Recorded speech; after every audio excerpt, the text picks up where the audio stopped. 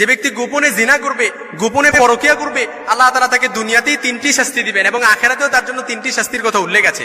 বাইহাকী শরীফের বর্ণনায় আল্লাহর হাবিব সাল্লাল্লাহু আলাইহি সাল্লাম 6টি শাস্তির কথা একজন পরকিয়াকারীর জন্য লিপিবদ্ধ করে দিয়েছেন। যে পরকিয়া করবে, যে ব্যক্তি গোপনে জিনা করবে, তার দুনিয়াতে 3টি শাস্তি এবং আখিরাতে 3টি শাস্তি। এখন অনেকে বলবেন যে হুজুর পরকালেটা হয়তো পরকালে, যেটা হয়তো কবরে যাওয়ার পর মৃত্যুর পরে হইলে হইতো, এরকম হইলে হয়তো ঠিক আছিল, কিন্তু এখন দুনিয়াতেই 3টি শাস্তির যে প্রথম নাম্বার শাস্তি আপনাকে দেয়া হবে সেটা হচ্ছে আপনার দারিদ্রতা চিরস্থায়ী করে দেয়া হবে।